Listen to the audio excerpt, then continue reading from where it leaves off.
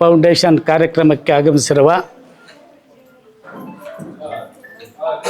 ಆದರಣೀಯ ಸನ್ಮಾನ್ಯ ಶ್ರೀ ಸತ್ತಣ್ಣನವರೇ ಮತ್ತು ಗುರುಗಳು, ಹಿರಿಯರು ಮತ್ತು ಸಮಾಜ ಸೇವಕರಾದಂಥ ಆದರಣೀಯ ಸನ್ಮಾನ್ಯ ಶ್ರೀ ಜಯರಾಮ್ ಸಾಹೇಬ್ರೆ ಮತ್ತು ಅದೇ ರೀತಿ ಗುರುಗಳಾದಂಥ ಆದರಣೀಯ ಸನ್ಮಾನ್ಯ ಶ್ರೀ ಜಗನ್ನಾಥ್ ಸಾಹೇಬ್ರೆ ಮತ್ತು ವೇದಿಕೆ ಮೇಲೆ ಉಪಸ್ಥಿತರಿರುವ ಎಲ್ಲ ಗಣ್ಯಾತಿ ಗಣ್ಯ ವ್ಯಕ್ತಿಗಳೇ, ನಿಜವಾಗಲೂ ಈ ಕಾವ್ಯಶ್ರೀ ಫೌಂಡೇಶನ್ ಮಾಡ್ತಾಯಿರೋ ಕೆಲಸ ಅದು ಹೇಳ್ಕೊಳ್ಳೋ ಅಂಥ ಕೆಲಸ, ಮೆಚ್ಚುವಂಥ ಕೆಲಸ ಮಕ್ಕಳಿಗೆ. ಯಾಕಂದರೆ ತಾವು ಈಗ ಓದ್ತಾ ಇರೋರು ನೀವೇನು ನಿಮ್ಮ ಪ್ರಪಂಚ ಜ್ಞಾನ ಏನೂ ಗೊತ್ತಿಲ್ಲ ಈ ಏಜಲ್ಲಿ. ಜಸ್ಟ್ ಲೈಕ್ ನೀವೇನಂದರೆ ಒಂದು ಕಲ್ಲು ಮಾದರಿ ಅಷ್ಟೇ. ನೀವು ಜಸ್ಟ್ ಲೈಕ್ ಎ ರಾಕ್, ನೀವೊಂದು ಕಲ್ಲು ಮಾದರಿ. ನಿಮಗೆ ಕಣ್ಣುಗಳಿಟ್ಟು, ಬಾಯಿ ಇಟ್ಟು, ಕಿವಿ ಕೊಟ್ಟು ನಿಮ್ಮನ್ನು ಒಬ್ಬ ಮನುಷ್ಯನಂಗೆ ಮಾಡ್ತಾರಲ್ಲ ಗುರುಗಳು, ಅವರು ಭಾಳ ಪವಿತ್ರವಾದಂಥ ಗುರುಗಳು. ಗುರುಗಳನ್ನ ಯಾವತ್ತೂ ನೀವು ನಿಮ್ಮ ಜೀವಮಾನದಲ್ಲಿ ಗುರುಗಳನ್ನ ಮಾತ್ರ ಯಾವತ್ತೂ ನೀವು ತಿಳ್ಕೋಬೇಕು. ನಿಮ್ಗೆ ಪಾಠ ಮಾಡಿದಂಥ ಗುರುಗಳು, ನಿಮಗೆ ವಿದ್ಯೆ ಕಲಿಸಿದಂಥ ಗುರುಗಳನ್ನು ಯಾವತ್ತೂ ಮರಿಬಾರ್ದು. ಮತ್ತು ವಿದ್ಯೆ ಅನ್ನೋದು ಈ ಪ್ರಪಂಚದಲ್ಲಿ ಒಂದು ಸಾಧನೆ. ವಿದ್ಯೆ ನೀವು ಪ್ರಪಂಚದಲ್ಲಿ ನಿನ್ನ ಹತ್ರ ಏನಾದರೂ ಇಲ್ಲಿ ನಿನ್ನ ಹತ್ರ ಯಾರಾದರೂ ಕಸಿಬೋದು, ತಗೋಬೋದು, ಕಿತ್ಕೋಬೋದು. ಆದರೆ ವಿದ್ಯೆಯನ್ನು ಕಿತ್ಕೊಳ್ಳೋದಕ್ಕೆ ಸಾಧ್ಯನೇ ಇಲ್ಲ. ವಿದ್ಯೆ ಬಹಳ ಮುಖ್ಯವಾದದ್ದು. ಮನುಷ್ಯನಿಗೆ ವಿದ್ಯೆ ಅಂದರೆ ಕತ್ತಲೆಯಿಂದ ಬೆಳಕಿಗೆ ತರುವ ಸಾಧನೆಯೇ ಒಂದು ವಿದ್ಯೆ. ವಿದ್ಯೆ ಇಲ್ದವನು ಪಾಪ ಏನಾಗ್ತಾನೆ, ಕಣ್ಣಿಲ್ದಂಗೆ ಆಗ್ತಾನೆ ಪ್ರಪಂಚದಲ್ಲಿ. ಅವನಿಗೇನೂ ಗೊತ್ತಿರಲ್ಲ, ಯಾರಾದರೂ ಹೇಳಿದ್ರೆ ಕೇಳ್ತಾನೆ. ಆದರೆ ವಿದ್ಯೆ ಇದ್ದರೆ ನೀವು ಸಮಾಜದಲ್ಲಿ ಹೆಂಗೆ ಬದುಕಬೇಕು, ನಿಮ್ಮ ಕುಟುಂಬಗಳನ್ನು ಹೆಂಗೆ ಮೇಲಕ್ಕೆ ತರಬೇಕು, ಇವೆಲ್ಲ ಮೋಸ್ಟ್ ಇಂಪಾರ್ಟೆಂಟ್. ವಿದ್ಯೆ ಬೇಕು. ಆದರೆ ಅದರ ಜೊತೆಗೆ ನಮ್ಮ ಭಾರತಾಂಬೆ, ಭಾರತ ದೇಶ ಪವಿತ್ರವಾದಂಥ ದೇಶ, ಪವಿತ್ರವಾದಂಥ ಭೂಮಿ ಇದು. ಯಾಕೆಂದರೆ ಅದರ ಜೊತೆಗೆ ತಾಯಿನೂ ಅಷ್ಟೇ ಪವಿತ್ರವಾದಂಥ ಶಕ್ತಿ ಆ ಅಮ್ಮ. ಯಾಕೆಂದರೆ 9 ತಿಂಗಳು ನಿಮ್ಮನ್ನು ಹೊಟ್ಟೆಯಲ್ಲಿ ಹಾಕ್ಕೊಂಡು ನಿಮ್ಮನ್ನು ಬೆಳೆಸ್ತಾಳೆ ಆ ತಾಯಿ. ಆ ಬೆಳೆಸಿದಾಗ ನೀವು ಆ ಹೊಟ್ಟೆನ ಸೀಳಿ ಈಚೆಗೆ ಬರ್ತೀರ. ಈಚೆಗೆ ಬಂದು ಈ ಪವಿತ್ರವಾದ ಭೂಮಿ 100 ವರ್ಷ ನಿಮ್ಮನ್ನು ಸಾಕ್ತದೆ. 100 ವರ್ಷ ನೀವು ಈ ಭೂಮಿಯಲ್ಲಿ ಬೆಳೆದು ಖುಷಿಯಾಗಿ ಕಷ್ಟದಲ್ಲೂ ಬೆಳೆದು ತಿರ್ಗೇನಾಗುತ್ತೆ, ಈ ಪವಿತ್ರವಾದ ಭೂಮಿ ತಿರ್ಗಾ ಸೀಳಿ ನಿಮ್ಮನ್ನು ಆ ಭೂಮಿ ಒಳಗೆ ಹಾಕ್ಕೊಳ್ತದೆ. ಈ ಭಾರತ ದೇಶದ ಭೂಮಿ ಭಾಳ ಪುಣ್ಯವಾದ ದೇಶ, ಪುಣ್ಯವಾದ ಭೂಮಿ ಯಾವತ್ತೂ ಅಷ್ಟೇ. ಈ ಭೂಮಿ ಬಗ್ಗೆ, ನಮ್ಮ ದೇಶದ ಬಗ್ಗೆ ದೇಶಾಭಿಮಾನ ಇರಬೇಕು. ನಂದು ಈ ಭಾರತ ದೇಶ, ಈ ಕರ್ನಾಟಕ ರಾಜ್ಯ, ಈ ಬಿಜಲಾಪುರ, ಈ ಹಳ್ಳಿಗಳೆಲ್ಲ ಇದೆಲ್ಲ ಈ ಕಡೆ ಈ ಕಂಪ್ಲೀಟ್ ಈ ಹಳ್ಳಿಗಳೆಲ್ಲ ಭಾಳ ಮುಂದುವರೆದಂಥ ಹಳ್ಳಿಗಳು. ಆದರೆ ಹಿಂದುಳಿದವ್ರು ಸ್ವಲ್ಪ ಜಾಸ್ತಿ ಇದ್ದಾರೆ ನನಗೆ ಗೊತ್ತಿರೋ ಮಾತ್ರ. ಆದ್ರೂ ವಿದ್ಯಾವಂತರು ಭಾಳ ಇದ್ದಾರೆ. ವಿದ್ಯೆಗೆ ನೀವೆಲ್ಲ ಕಂಪ್ಲೀಟ್ ಗಮನ ಕೊಡಬೇಕು. ಯಾವತ್ತು ನೀವು ವಿದ್ಯೆಯಲ್ಲಿ ಮುಂದುವರಿತೀರೋ ಅವತ್ತು. ಯಾಕಂದರೆ ಇನ್ನೂ ಒಂದು ಹೇಳ್ತೇನೆ, ನೀವು ಹಳ್ಳಿ ಹುಡುಗರು ಕಂಡಮ್ ಅಂತ ಏನೂ ಇಲ್ಲ ತಿಳ್ಕೊಳ್ಳಿ. ಪ್ರತಿ ವರ್ಷವೂ IAS ಅಲ್ಲಿ ಹಳ್ಳಿಗಾಡಿನ ಜನನೇ 68% ತಗೋತಾ ಇದ್ದಾರೆ. ಇವತ್ತು 68% IAS ಅಲ್ಲಿ ಹಳ್ಳಿನಿಂದ ಕನ್ನಡ ಸ್ಕೂಲ್ಗಳಲ್ಲಿ ಓದ್ದೋರೆ. ಯಾರೂ ಇಂಗ್ಲೀಷ್ 15ರಿಂದ 16% ಅಷ್ಟೇ ಇಂಗ್ಲೀಷ್ ಮೀಡಿಯಮ್ ಹುಡುಗರು.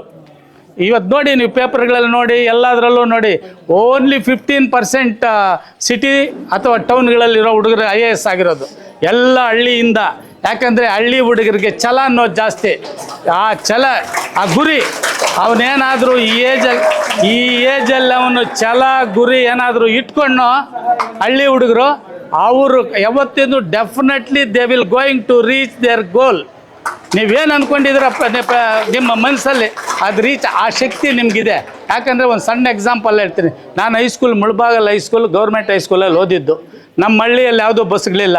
ಬೆಳಗ್ಗೆ 6 ಕಿಲೋಮೀಟ್ರ್ ನಡೆದು ತಂಬಳ್ಳಿಗೆ ಬಂದು ಅಲ್ಲಿಂದ ಬಸ್ ಹತ್ತು ಓದಿ ತಿರ್ಗಿ ಅಲ್ಲಿಂದ 6 ಗಂಟೆಗೆ ನಮ್ಮೂರಿಗೆ ಹೋಗ್ತಾಯಿದ್ದೆ. ಟೋಟಲಿ 12 ಕಿಲೋಮೀಟ್ರ್ ಓದಿದ್ದೀನಿ. 8th, 9th, 10th ಛಲ ಇತ್ತು. ನಾನು ಓದಬೇಕು ಮೇಲೆ ಇವಾಗ ಯಾರಾದರೂ ಕಾರಲ್ಲಿ, ಇವಾಗ ನಮ್ಮ ಸತ್ತಣ್ಣವರು ನಾವೆಲ್ಲ ಕಾರುಗಳಲ್ಲೇ ಬಂದಿದ್ದೀವಿ. ನಿಮ್ಮ ಕೈಯಲ್ಲಿ ಯಾಕಾಗಲ್ಲ ಕಾರಲ್ಲಿ ಬರೋದಕ್ಕೆ? ಓದಬೇಕು, ಓದಿ ಛಲ. ಓದ್ರಲ್ಲಿ ಒಂದೇ ನಾನು ಕಾರಲ್ಲಿ ಬರ್ತೀನಿ ಅಂದರೆ ಇಟ್ ಈಸ್ ಹೈಲಿ ಇಂಪಾಸಿಬಲ್. ನೀವು ಯಾವುದೇ ಕೆಲಸ ತಗೊಳ್ಳಿ, ಒಂದು ಸಿನಿಮಾ ಆ್ಯಕ್ಟ್ರಾಗಿ, ಒಂದು ರೈಟ್ರಾಗ್ರಿ, ಇನ್ನೊಂದು ಯಾವುದೇ ಒಂದು ಕೆಲಸ ಮಾಡಿರಿ, ಅದರಲ್ಲಿ ನಿಮ್ದು ಏಕಾಗ್ರತೆ ಇರಬೇಕು.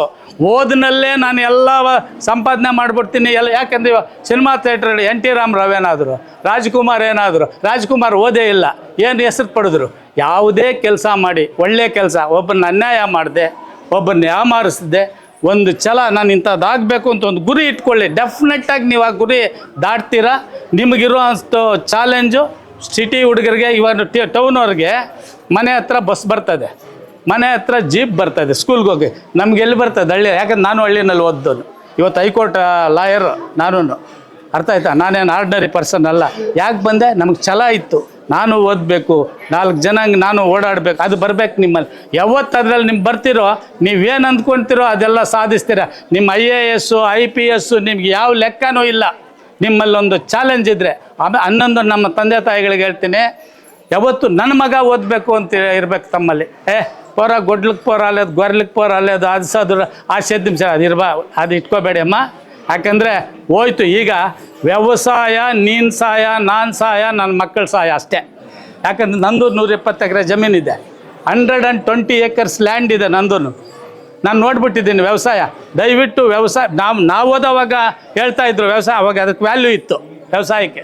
ಈಗ ವ್ಯವಸಾಯ ನಮ್ಮ ಸತ್ತಣ್ಣವ್ರನ್ನೇ ಕೇಳಿ, ಪಾಪ ಏನು ಬಾಧೆ ಪಟ್ಟು ರೈತರು ಟಮಾಟ ಬೆಳೆದು ಹೋಗ್ತಾರೆ. ರೇಟ್ ವರ್ಷಕ್ಕೆ ಒಂದು ಸಲನೂ ರೇಟ್ ಸಿಕ್ಕಲ್ಲ. ಲಾಸು ಎಲ್ಲ ಮಾರ್ಕೊಂಡು ರೈತರು ಪಾಪ ಬೀದಿಗೆ ಬಿದ್ದಿದ್ದಾರೆ. ಅದು ಈ ನಮ್ಮ ಇಂಡಿಯಾದಲ್ಲಿ ರೈತರಿಗೆ ಇನ್ನೂ ಸ್ಕೋಪ್ ಇಲ್ಲ. ನಾನು ನೋಡ್ದಂಗೆ, ನಾನು ಸುಮಾರು ಪೇಪರ್ಗಳಲ್ಲಿ ಓದ್ತಾ ಇದ್ದೀನಿ, ರೈತರಿಗೆ ಬಹಳ ಕಷ್ಟ ಇದೆ ಇನ್ನು ಫ್ಯೂಚರಲ್ಲಿ. ಆದ್ದರಿಂದ ಬೇಸಾಯ ತಂದೆ ತಾಯಿಗಳಿಗೆ ಬಿಟ್ಬಿಡಿ, ನೀವು ಓದಿ ಯಾವುದಾದ್ರೂ ಕೆಲಸ ಒಳ್ಳೆ ಏಕಾಗ್ರತೆ ಇರಲಿ ನಿಮ್ಮ ಕೆಲಸದಲ್ಲಿ. ಏನು ಓದ್ಬಿಟ್ಟು ನಾನು IAS ಆಗಬಾರ್ದನ್ನೋ, ಒಬ್ಬ ಡಾಕ್ಟ್ರಾಗಿ, ಒಬ್ಬ ಇಂಜಿನಿಯರ್ ಆಗಿ, ಒಬ್ಬ ಮಾಸ್ಟ್ರಾಗಿ ಪವಿತ್ರವಾದ ಕೆಲಸ ಅದು ಗುರುಗಳು. ಯಾಕಂದರೆ ಒಬ್ಬ ಮನುಷ್ಯನನ್ನು ತಿದ್ದೋದಂದರೆ ಗುರುಗಳೇ, ಈ ದೇಶವನ್ನು ತಿದ್ದೋದು ಗುರುಗಳೇ.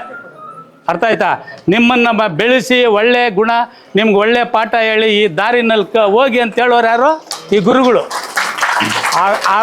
ಯಾರು ನಿಮ್ಮ ಒಳ್ಳೆ ಕೆಲಸ ಮಾಡಿದಾಗ, ನೀವು ಮೇಲಕ್ಕೆ ಬಂದಾಗ ನಿಮ್ಮೂರನ್ನು ಬೆಳೆಸಿ, ನಿಮ್ಮೂರಿಗೊಂದು ಸಹಾಯ ಮಾಡಿ, ಬಡವ್ರಿಗೆ ಸಹಾಯ ಮಾಡಿ, ನಿಮ್ಮ ತಂದೆ ತಾಯಿಗಳನ್ನ ಚೆನ್ನಾಗಿ ನೋಡ್ಕೊಳ್ಳಿ, ನಿಮ್ಮ ಅಣ್ಣ ತಮ್ಮಂದ್ರನ್ನ ಚೆನ್ನಾಗಿ ನೋಡ್ಕೊಳ್ಳಿ. ಅವತ್ತು ನೋಡಿ ನಿಮಗೆ ಆ ಪರಮಾತ್ಮ ತಟಾಸ್ತು ಅಂತಾನೆ. ನಿಮ್ಮ ಈ ದೇಶನೂ ಬೆಳೆಯುತ್ತೆ, ಈ ನಿಮ್ಮೂರು ಬೆಳೆಯುತ್ತೆ, ನಿಮ್ಗೆ ಒಳ್ಳೆಯ ಹೆಸರು ಬರ್ತದೆ. ಯಾಕಂದರೆ ತಂದೆ ತಾಯಿ ಹೊಟ್ಟೆಯಲ್ಲಿ ಹುಟ್ಟಿದ ಮೇಲೆ ನೀನು ಒಳ್ಳೆ ಜಾಬು, ಒಳ್ಳೆ ಕೆಲಸ ಮಾಡ್ತಾಯಿದ್ರೆ ಅವರು ಆನಂದವಾಗಿರ್ತಾರೆ. ನನ್ನ ಮಗ ಹಿಂಗಾಗಿದ್ದಾನಪ್ಪ, ನನ್ನ ಮಗ ಒಳ್ಳೆಯವನಾಗಿದ್ದಾನಪ್ಪ, ನನ್ನ ಮಗಳು ಒಳ್ಳೆಯವಳಾಗವಳಪ್ಪ. ಈ ಥರ ಇದ್ದಾಗ ಮಾತ್ರ ಅವರು ನೆಮ್ಮದಿಯಾಗಿ ಬದುಕ್ತಾರೆ. ನಿಮ್ಮನ್ನು ಸಾಕಿ ಸಲುವಿ, ನಿಮ್ಮನ್ನು ಓದಿಸಿ, ಕೂಲಿ ಮಾಡ್ತಾರೋ, ವ್ಯವಸಾಯ ಮಾಡ್ತಾರೋ, ಏನು ಮಾಡ್ತಾರೋ ಎಲ್ಲ ಮಾಡಿ ನಿಮ್ಮನ್ನು ಬೆಳೆಸ್ತಾರಲ್ಲ, ಅವ್ರು ನೆಮ್ಮದಿಯಾಗಿ ಬದುಕ್ತಾರೆ, ನೆಮ್ಮದಿಯಾಗಿ ಜೀವನ ಮಾಡ್ತಾರೆ. ಅವ್ರಿಗೆ ನೆಮ್ಮದಿ ಕೊಡ್ರಿ. ಯಾವತ್ತು ನೀವು ಒಳ್ಳೆಯ ದಾರಿಯಲ್ಲಿ ವಿದ್ಯಾರ್ಥಿಗಳು ಮಕ್ಕಳು ಒಳ್ಳೆಯ ದಾರಿಯಲ್ಲಿ ಯಾವತ್ತು ಹೋಗ್ತೀರ ನೀವು, ಆ ತಂದೆ ತಾಯಿಗಳು ನೆಮ್ಮದಿಯಾಗಿರ್ತಾರೆ. ಯಾವತ್ತು ಯಾವ ಮಕ್ಕಳು ಏನಾದರೂ ಇಲ್ಲಿಗಲ್ ಕೆಲಸಗಳು, ಎಲ್ಲ 420 ಕೆಲಸಗಳು ಯಾವ ಮಗು ಮಾಡ್ತಾನೋ ಪಾಪ ಆ ತಂದೆ ತಾಯಿಗಳು ಸಾಯೋ ಪರಿಸ್ಥಿತಿನಲ್ಲಿರ್ತಾರೆ. ಆದ್ದರಿಂದ ತಂದೆ ತಾಯಿಗಳಿಗೂ ಗೌರವ ತರಬೇಕು, ನಿಮ್ಮೂರಿಗೆ ಗೌರವ ತರಬೇಕು. ನಿಮಗೆ ಹೇಳ್ಕೊಟ್ರಲ್ಲ ಪಾಠ, ಆ ಪಾಠ ಗುರುಗಳಿಗೂ ನೀವು ಯಾವತ್ತಾದರೂ ಒಳ್ಳೆ ಜಾಬಲ್ಲಿದ್ದರೆ ಅವ್ರ ಮನೆಗೆ ಹೋಗಿ ಅವ್ರ ಕಾಲಿಗೆ ನಮಸ್ಕಾರ ಹಾಕ್ಕೊಂಡು ಬನ್ನಿ. ನಿಮ್ಮಿಂದ ನಾನು ಈ ಮಟ್ಟ ಆದೆ ಸರ್, ನನ್ನಿಂದ ಇದಾಯಿತು ಅಂತ ಅವ್ರು ನಮಸ್ಕಾರ ಹಾಕ್ಕೊಂಡು ಬಂದಾಗ ನಿಜವಾಗಲೂ ಈ ದೇಶ ನೀವು ಹಂಗೆ ಮಾಡಿ ಈ ಇಂಡಿಯಾ, ಯಾಕಂದರೆ ಇವಾಗಲೇ ಸೂಪರ್ ಪವರ್ ಆಗ್ತಾ ಇದೆ. ನಮ್ಮ ಗುರುಗಳು ಹೇಳ್ದಂಗೆ ಇಂಡಿಯಾ ಈಸ್ ಯಾವತ್ತು 8-10 ಸ್ಟೇಜಲ್ಲಿತ್ತು.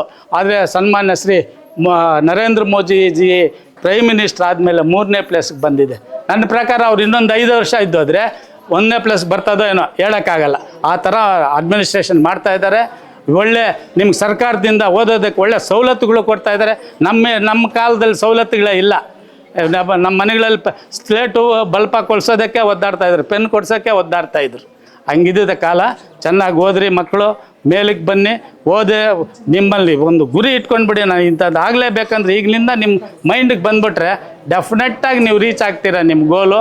ಆದ್ದರಿಂದ ಇನ್ನೂ ಮಾತಾಡೋರು ಅನೇಕರಿದ್ದಾರೆ.